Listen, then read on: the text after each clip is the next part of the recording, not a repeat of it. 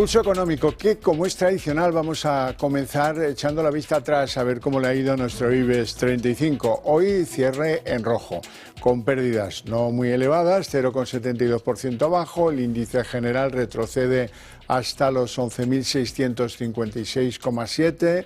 Algunos valores han aprovechado el día, poquito, que mejor ha ido Bankinter, 0,75 arriba. En segundo lugar, Ferrovial, 0,59 arriba.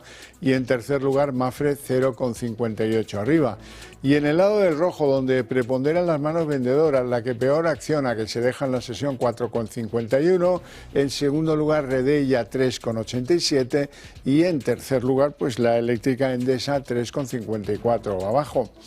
Y a continuación les voy a adelantar algunos de los titulares de lo que va a ser pues el meollo de nuestra tertulia económica, esa que mantenemos aquí cada tarde con los mejores expertos para que ustedes no se pierdan detalle.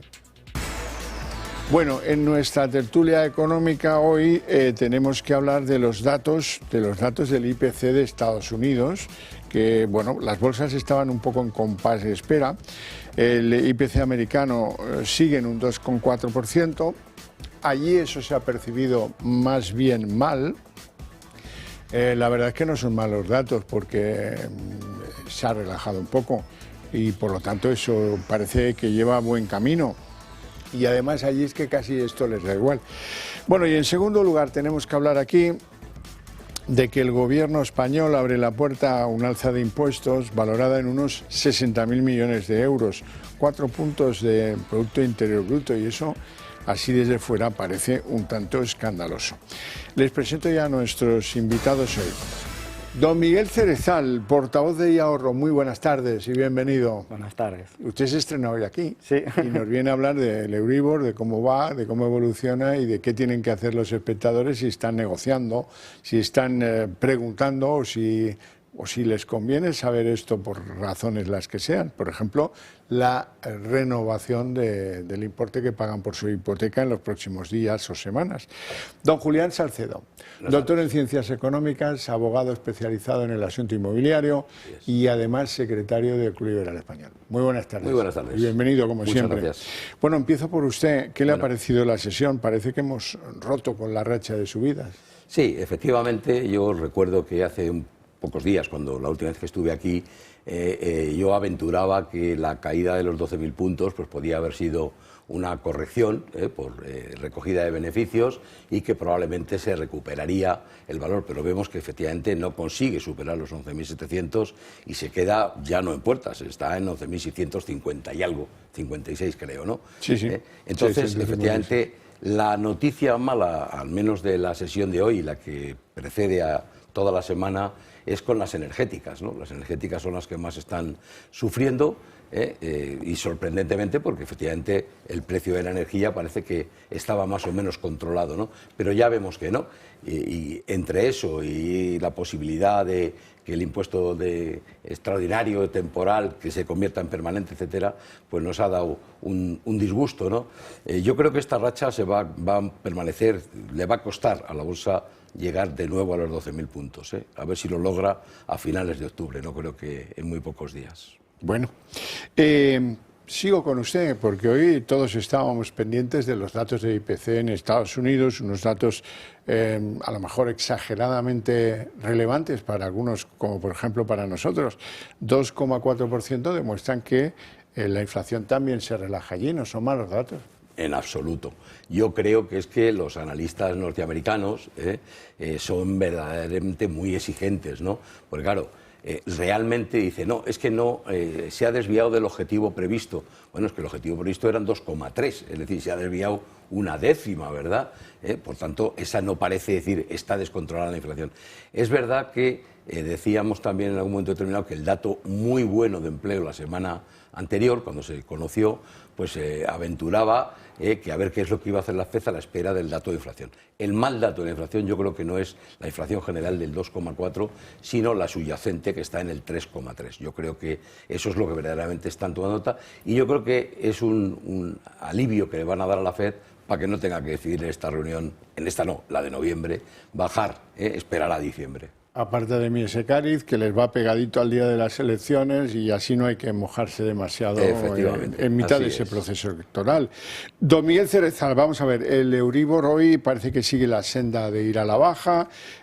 Cuéntanos cómo va el índice y cuánto ha variado en el día de hoy. Sí, pues el índice del Euribor ya lo tenemos en el 2,74, ha bajado apenas unas décimas, pero bueno, afortunadamente ya lo tenemos muy estabilizado por debajo del 3% en este inicio de mes y bueno, pues eso es muy buenas noticias para las personas tanto que están buscando hipoteca como las personas que tienen hipoteca variable y van a depender de esta cifra para que le calculen las nuevas cuotas. Bueno, hemos traspasado la barrera del 2,8, no estamos muy lejos del 2,8, las oscilaciones podían llevarnos perfectamente al 2,8 o un poquito más, pero la cuestión es, ¿qué opina usted sobre el ritmo que va a seguir el Euribor en lo que queda por lo menos de mes, o si se atreve a hacer predicciones hasta final de año también? Sí, pues en mi opinión siempre creo que tenemos que ser muy previsores en cuanto a las previsiones, porque al final el Euribor depende mucho de a cómo preste el Banco Central Europeo el dinero a los bancos. Está previsto que hasta 2025 se vaya reduciendo paulatinamente esos tipos de interés, por lo tanto los bancos también irán adaptando su oferta a eso, pero ya te digo, va a ser muy paulatinamente. Yo interpreto que nos vamos a seguir acercando al 2, pero a lo mejor vamos a tardar un año en llegar hasta ahí. Bueno, pues vamos a hablar del BBVA, si le parece a usted bien, claro, don Julián, porque paga el mayor dividendo de su historia, 0,29 euros brutos. Eso está muy bien, ¿no? Yo creo que sí, que está muy bien. Desde luego hay dos cosas. La primera, los datos dicen que es casi esos 1.700 millones de euros de dividendo a cuenta. Hay que decir que es dividendo a cuenta, luego todavía vendrá el complementario, que será el año que viene, en abril. Pero efectivamente, primero, es el más alto de su historia. Segundo, ha hecho un incremento considerable, creo que de cerca del 81%, creo recordar, sobre lo que hizo el dividendo que repartió el año 2023, que fue un año extraordinario de beneficios, ¿no? Y yo creo que esto hay que enmarcarlo dentro de la política que está siguiendo de su OPA. Es decir, tiene que, de alguna manera, animar al accionista del Banco de Sabadell a que, porque efectivamente el accionista de Sabadell, además de que ha revisado las condiciones de la OPA ligerísimamente, les ofrece, digamos, este aliciente de estos 29 céntimos brutos si finalmente se acogen a la OPA, ¿no? No me parece una excesiva cantidad para animar al accionista del Sabadell, habida cuenta de lo que dice el Banco de Sabadell, ¿no? Y es que todavía siguen por debajo y que la prima no la consideran suficiente. Pero bueno, en todo caso, es un estímulo adicional, no viene mal.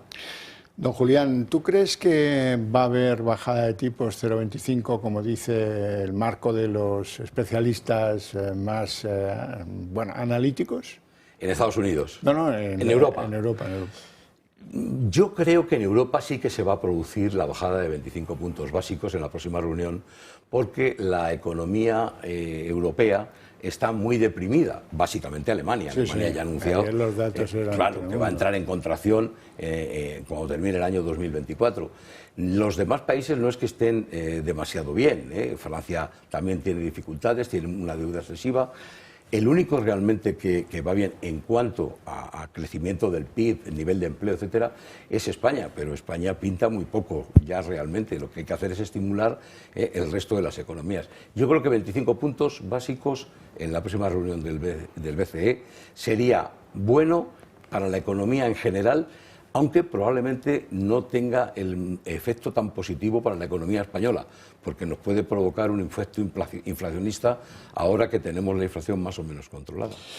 Entonces, señor Cerezal, dígame, si bajara el Banco Central Europeo esos 0,25 puntos, los tipos de interés, ¿eso se trasladaría al Euribor? ¿Habría una bajada en las próximas semanas del Euribor equivalente o parecida? Sí, habría unas bajadas porque los bancos, para poder ajustar sus márgenes, van a poder ofrecer sus hipotecas a muchos menos importe y además ellos saben muy bien, incluso intentan anticipar esas bajadas del Euribor para poder conseguir esos clientes antes que sus competidores, o sea que seguro que eso ocurriría.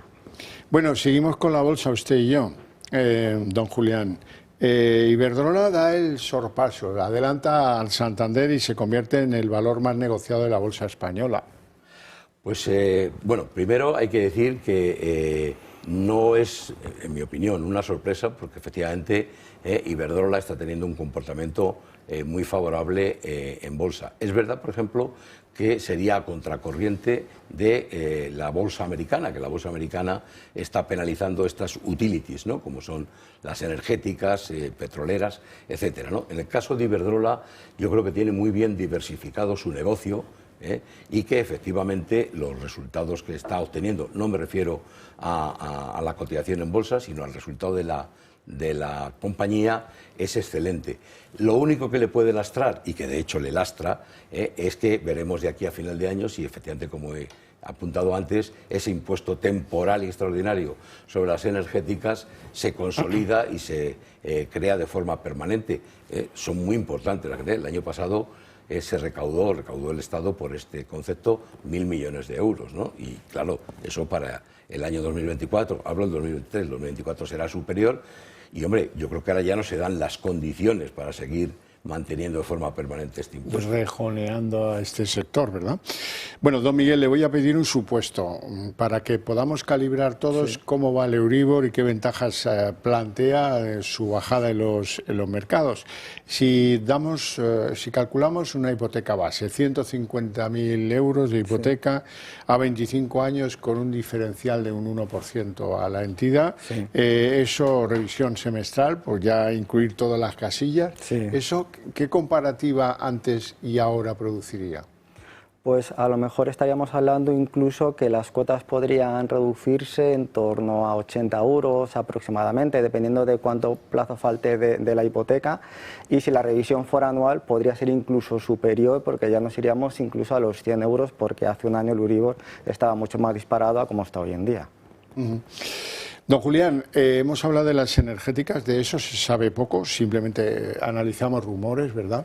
Aunque hay algo que se ha ido desarrollando durante el día de hoy que despeja otra de las grandes movidas de la semana. Hoy la señora Teresa Rivera en Europa ha superado la prueba de incompatibilidades y por lo tanto me parece a mí que eso pincha uno de los globos de posibilidades de esa acción tan extraña del ministro Carlos Cuerpo, el ministro de Economía, que llamó a una consejera del Banco de España y le dijo, mira, tienes que dimitir, tienes que salir de la silla que ocupas porque necesito colocar a otra persona.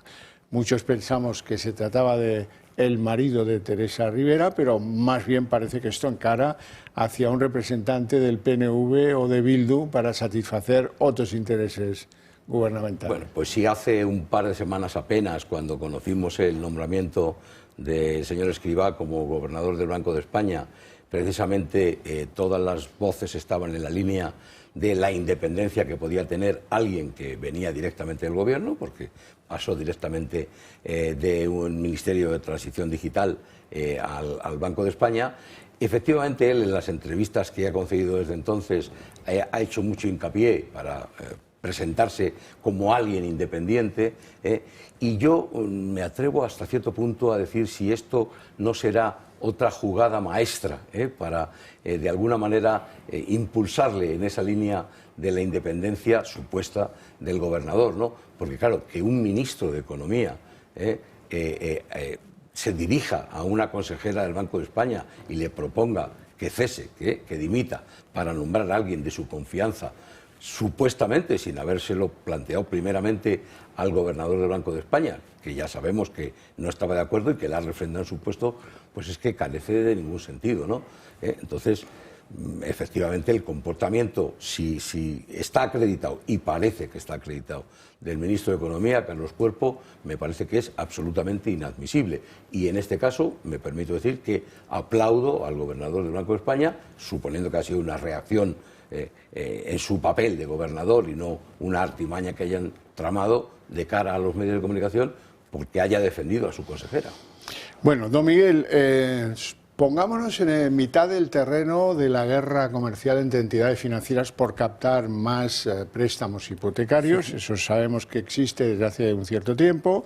Sabemos que van entrando en él entidades financieras cada vez más grandes. ¿Qué debería llevar una buena oferta hipotecaria? Dígame usted, un buen préstamo hipotecario, ¿qué debería tener o qué deberíamos rechazar porque lo lleve? Vale, sí. condiciones, ¿no? Claro, sí, pues yo creo que sí que deberíamos rechazar las hipotecas variables hoy en día, porque ya cualquier banco, incluso en hipoteca fija o en la parte fija de las mixtas, nos va a ofrecer mucho menor tipo que el Euribor. Y luego ya aquí entraríamos, dependiendo del perfil del cliente, pues si tiene un perfil más conservador y prefiere una hipoteca 100% fija, ya las buenas ofertas se nos están acercando mucho al 2%. Incluso los bancos más grandes nos están ofreciendo un 2,10, 2,20, 2,25. Incluso en hipotecas no tan altas, pues estamos en un 2,5, un 2,6. Y luego ahora los bancos ofertan una opción muy interesante, que son las hipotecas mixtas, que tienen la primera parte a tipo fijo, luego comienza la parte variable. Tiene la ventaja de que esa primera parte a tipo fijo suele ser muy inferior a las 100% fijas. Muchos bancos ya incluso a 10 años nos están ofreciendo un 1,75, a 5 años 1,5, están bajando de ahí. Incluso nos llegan ofertas que se acercan mucho al 1, aunque ya estamos hablando de 1 o 2 años, ya dependiendo un poco del perfil del cliente. Si quieren una tranquilidad durante toda la vida de la hipoteca, esas hipotecas fijas que se acercan al 2% está muy bien. Si escogen la opción de las mixtas, también es muy buena opción. Lo recomendamos sobre todo a gente que se quiera preocupar durante toda la vida de la hipoteca, de ver cómo evoluciona el Euribor, para que cuando acabe esa parte fija, pues bueno, ver si le interesa que se comiencen a cobrar las cuotas de la parte variable, renegociar otra mejor fija, mixta. Y siempre las condiciones que ofrece el banco, pues tenemos que tener muy en cuenta las vinculaciones, porque el banco lo que va a intentar... Ahí quería yo llegar, porque ahí es donde está la pelea, ¿no? Exactamente, ahí es donde está un poco más el engaño, la picaresca, como le podemos llamar, porque los bancos en la oferta nos suelen ofrecer unos tipos muy bajos, pero tenemos que tener en cuenta cuál es el coste de la operación con todos los productos que debemos de contratar para conseguir esos tipos tan bajos. Por eso, sin duda, siempre tienen que venir las hipotecas sin ninguna vinculación, sobre todo seguro de vida, seguro de hogar. Hay bancos que incluso intentan que contrates pues, una alarma, un seguro de salud, planes de pensiones, fondos de inversión, gastos con la tarjeta. Entonces, si no nos pidieran ninguna vinculación, si nos pidieran solo la nómina o como mucho el seguro de hogar, pues sería una buena oferta para poder comparar entre entidades. Bueno, lo mejor es, si tienen dudas, consultar a alguien que trabaje con esto diariamente y sepa cómo está el mercado de pe a pa, como es vuestro caso. Don Julián, vamos a ver, hoy hemos conocido que el Gobierno está estudiando una posible o casi inminente, diría yo, subida de impuestos. Se habla de la necesidad de recaudar 60.000 millones, eso es un pastizal, esos son 4 puntos del Producto Interior Bruto. Escandaloso, ¿y cómo lo piensan hacer? Bueno, ya hemos dicho en algunas ocasiones que efectivamente, digamos, la presión fiscal, y ahora matizaré, y sobre todo el esfuerzo fiscal en España es absolutamente desproporcionado. Las subidas de impuestos que hemos sufrido, no solamente por la aparición de nuevos impuestos, y me estoy refiriendo a particulares y a empresas, sino también por el efecto de la inflación, el hecho de no corregir las tablas, deflactar las tablas, de deflactar la tarifa de renta, pues entonces efectivamente nos han llevado a que estemos pagando una barbaridad de impuestos. El año pasado el Estado recaudó, la Hacienda Pública Española, 271.000, casi 272.000 millones de euros, pero es que eso ya fue más de un 6% de recaudación sobre el año 2022, ¿no? Y solamente una parte, la mitad aproximadamente, era por efecto de la inflación, la otra era por el efecto de más apariciones de impuestos. 2. Un 4% de PIB, incrementar el 4% de PIB como nuevos impuestos, esos 60.000 millones, claro, solo se puede conseguir tocando el IVA, claro, y el IRPF. Y el IRPF. Esos son los dos impuestos que tienen capacidad recaudatoria. Bueno, pero quiero decir que es que el argumento es que efectivamente España está, dicen esos 4 puntos, no es verdad, está a 3 y muy poco, pero bueno, de diferencia con la presión fiscal media en la Unión Europea. Eso es cierto. Que no le esfuerzo. Claro, pero ahí está la trampa, efectivamente. La presión fiscal es 3 o puntos y pico más baja, no llega a 4, que la presión fiscal de la media de la Unión Europea, pero sin embargo nuestro esfuerzo fiscal es considerablemente más alto. El Instituto de Estudios Económicos, que tiene un gran prestigio, lo ha evaluado en que nuestra presión fiscal, nuestro esfuerzo fiscal, estaría casi un 20% por encima del de la media de la Unión Europea, ¿no? Yo creo que un hachazo tan terrible como 60.000 millones de euros, además, me atrevo a afirmar que sería negativo para la economía, porque reduciría mucho la liquidez, la capacidad adquisitiva de los españoles y, digamos, eso se resentiría el consumo, la inversión, etcétera, ¿no? No creo que sea una buena medida, además de una salvajada.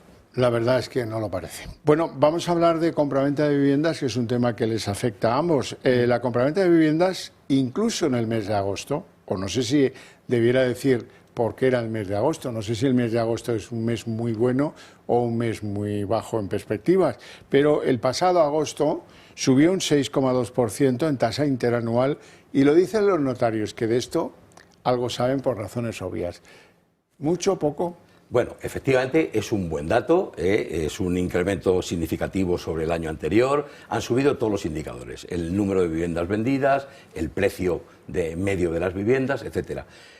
Hace muchos años, más de 10, antes de la crisis financiera de 2008, efectivamente los meses de julio y agosto eran meses muy malos para... Claro, estamos hablando de un dato que nos ha facilitado el Consejo de los Registros y del Notariado, por tanto es lo que figura la escritura. ¿Por qué? Porque no eran meses en los que se iban a las notarías a escriturar las compraventas.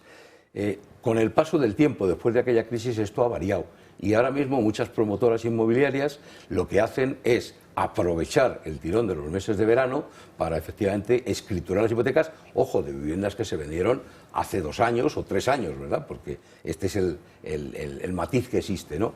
No obstante, estamos en un buen momento para la vivienda, sabemos que es la palabra de moda, falta de vivienda, se tienen que construir más y si se construyen más, pues venderemos más y seguirá subiendo el precio.